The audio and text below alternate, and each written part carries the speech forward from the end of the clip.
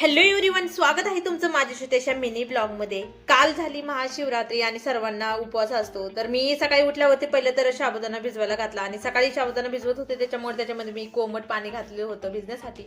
अर्ध्या तासात आपलं बनवण्यासाठी ते रेडी होऊन जातं। त्यानंतर घरातली थोडीफार कामं केली आणि आंघोळ वगैरे करून रेडी झाले आणि या फळाचा ज्यूस आम्हाला प्यायचा होता। हे आहे कृष्ण फळ। तर काल एका ठिकाणी गेलो होतो, तिथून आम्ही फळ आणलेलं आणि आहो सांगत होते त्याप्रमाणे मी प्रोसेस करत होते।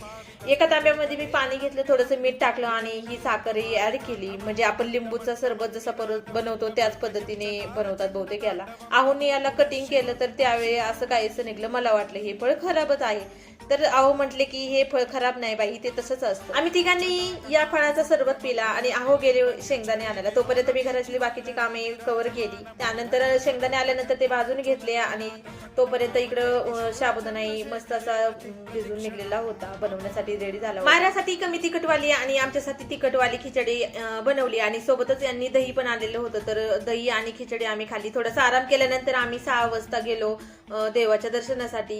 इतर एवढी सारी गर्दी होती, जवळजवळ 2.5 तास लागले होते आम्हाला या गर्दीमध्ये दर्शन घेण्यासाठी। मायरा तर काही लाईनला लागतच नव्हती, मायरा फक्त इकडे तिकडे खेळतच होती आणि 7:30 वाजता आमचं दर्शन झालं। भरपूर सारी अशी गर्दी होती महाशिवरात्री असल्यामुळे। तिथून बाहेर पडल्यानंतर खूप सारा असा अंधार झालेला होता आणि मायराला थोडंसं तिथे जम्पिंग जपांगवरती खेळवल्यानंतर आम्ही घरी दर्शनाला जायच्या आधीच मी रताळे उकडून ठेवले होते, त्याच्यामुळे घरी आल्यावरती फक्त रताळे आणि दूध खाल्लं आणि मी यात्रेमधून ह्या साऱ्या गोष्टी आणलेल्या होत्या। लग्न झाल्यानंतर स्वतःसाठी कमी आणि संसारासाठी जास्त वस्तू घ्याव्या लागतात। मी यात्रेमधून हा पळपट आणला होता, ही चाळणी आणली होती माझी पिठासाठी, पिठाची चाळणी माझी तुटलेली, आणि हे गहू आणि बाजरीचे दोन्ही चाळे आणले होते। तुम्ही मागच्या माझे ब्लॉग जर पाहिले तर तुम्ही पाहू शकता मी कशाने चाळत होते।